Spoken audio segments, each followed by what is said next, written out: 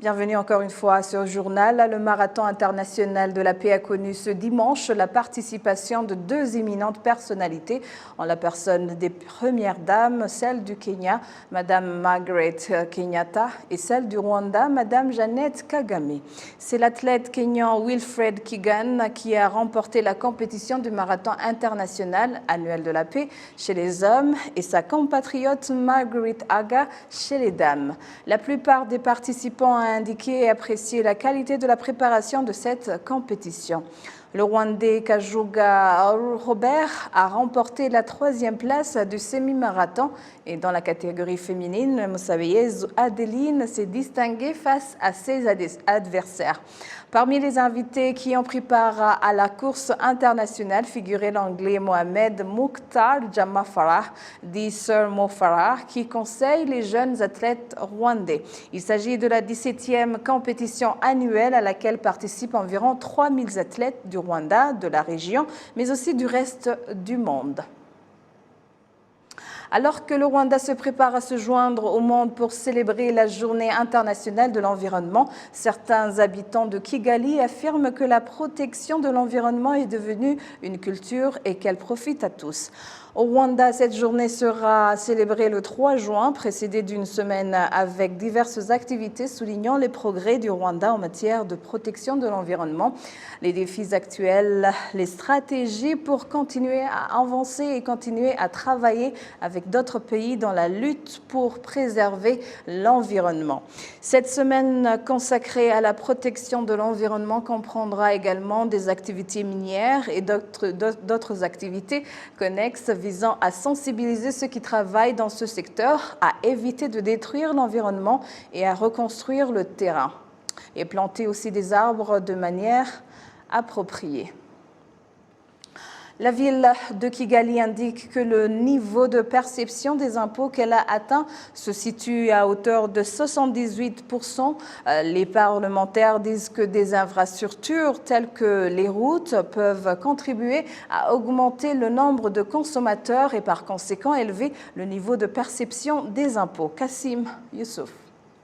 Le budget alloué à la ville de Kigali dans le cadre de l'exercice 2021-2022 qui, dans un mois, sera à terme, est de 127,6 milliards de francs rwandais.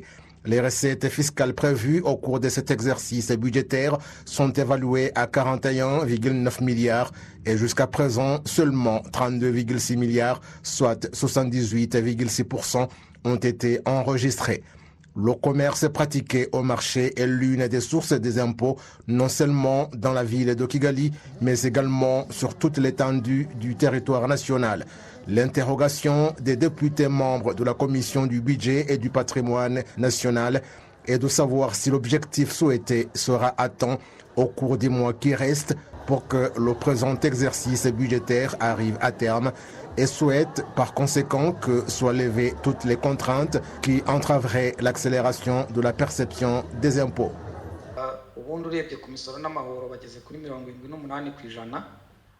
En termes d'impôts et de revenus, ils représentent 78%, mais ils devaient en plus rapporter 55%, ce qui montre qu'à un mois du terme de l'exercice budgétaire, ils sont toujours en retard, ce qui, selon eux, est dû à certains défis tels que le fait que le taux d'imposition approuvé n'a pas été respecté.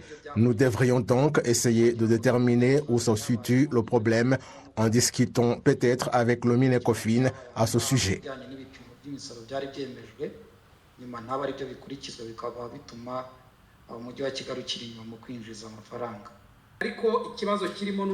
Le problème est la personne qui a construit une station-service et bloqué la route menant au marché. Donc, les gens demandent que cette route leur soit ouverte pour avoir des clients et aussi augmenter la perception des impôts. Le Mininfra ou toute autre institution devra donc nous dire plus sur cette question.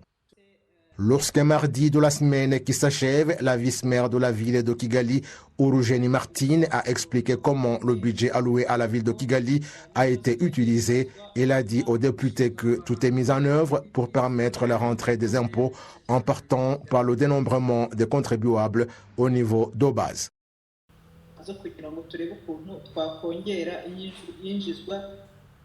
Nous examinons comment nous pouvons augmenter la perception des impôts afin d'accroître le niveau auquel nous sommes. Il ne s'agit pas seulement de cela, mais nous avons également d'autres activités sur lesquelles nous travaillons pour voir comment nous pouvons augmenter ces impôts, en particulier avec le PSF. Nous sommes actuellement en train d'effectuer le dénombrement des opérateurs économiques au niveau du secteur afin qu'au moins nous ayons des données claires sur les contribuables. Cela nous aidera également à faire de la récupération fiscale, car parmi les défis auxquels nous sommes confrontés figure le manque de données claires.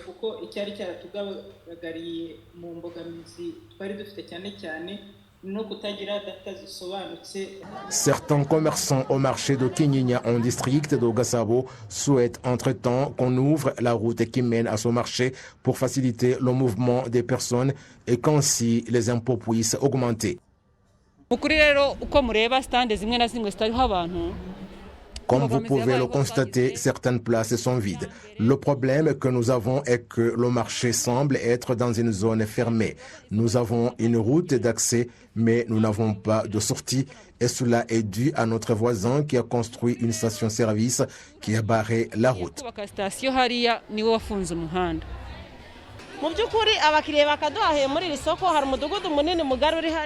Nous pouvons avoir de nombreux clients, mais chaque fois qu'ils arrivent ici, la route est bloquée et comme les routes alternatives sont impraticables pendant la saison des pluies, la plupart d'entre eux choisissent d'aller au marché de Kimironko.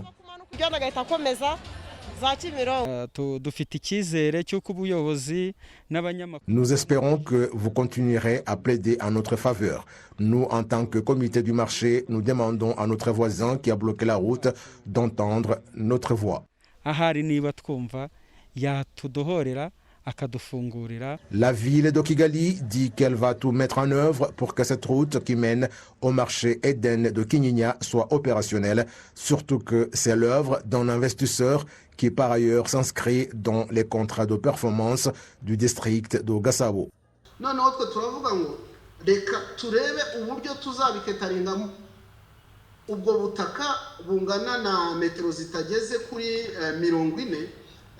Nous devrions essayer de voir comment traiter cette question et voir comment la route qui mène au marché soit ouverte, sans toutefois oublier que le propriétaire a aussi le droit de faire ce qu'il veut de sa terre. Les commerçants qui opèrent au marché de Kinyinya souhaitent également que la gare routière de Kinyinya soit installée à leur proximité pour que le nombre d'acheteurs puisse augmenter. Le cardinal Antoine Kambanda exhorte les parents à collaborer étroitement avec les enseignants pour que les enfants puissent bénéficier d'une éducation de qualité comme étant l'un des piliers qui vont les aider à aller de l'avant. Le cardinal Antoine Kambanda a fait cette indication lors de la célébration du jubilé de 25 ans de la congrégation Sainte-Famille de Elmet au Rwanda. Kassim Youssouf. Sainte Famille de Elmet est une congrégation religieuse qui se consacre notamment à l'éducation et la médecine et opère au Rwanda depuis 1997. Lors de la célébration de son jubilé de 25 ans ce samedi, le complexe scolaire Sainte Famille d'Elmet a été inauguré. Le représentant des parents dont les enfants sont inscrits à cette école Fulgence Bukibaruta indique que les parents ont la responsabilité d'aider les enfants à mieux assimiler les cours. Je conseille aux parents d'aider les enfants lorsqu'ils rentrent à la maison après l'école. Ils ne devraient pas passer la plupart de leur temps au téléphone portable ou à d'autres choses qui ne leur sont pas bénéfiques, mais ils devraient aider les enfants à mieux assimiler ce qu'ils apprennent à l'école pour que nous puissions tous travailler ensemble pour le développement. Sœur Dancil Nyirasebura dit que l'objectif principal de cette congrégation religieuse est de fournir une éducation de qualité qui aidera les enfants dans le développement. Notre responsabilité est de fournir une éducation, non seulement d'éduquer, mais de fournir une éducation de qualité. C'est-à-dire que nous enseignons, mais nous visons particulièrement à former l'enfant et à lui fournir des compétences et des connaissances appropriées.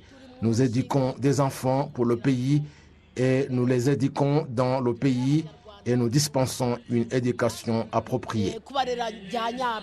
Le cardinal Antoine Kambanda est revenu sur la collaboration des parents et des enseignants pour transmettre aux enfants une éducation de qualité et a particulièrement exhorté les parents à suivre de près l'évolution des enfants dans leurs études.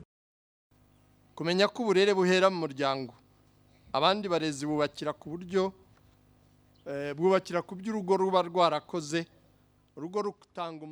L'éducation commence au niveau familial. La famille est à la base de l'éducation. D'autres éducateurs dispensent une éducation basée sur ce que la famille a fourni à l'enfant.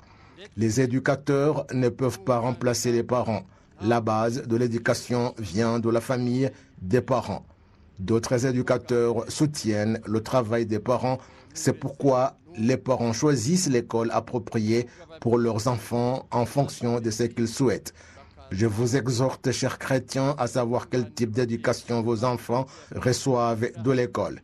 Ne laissez pas l'éducation de vos enfants à d'autres personnes.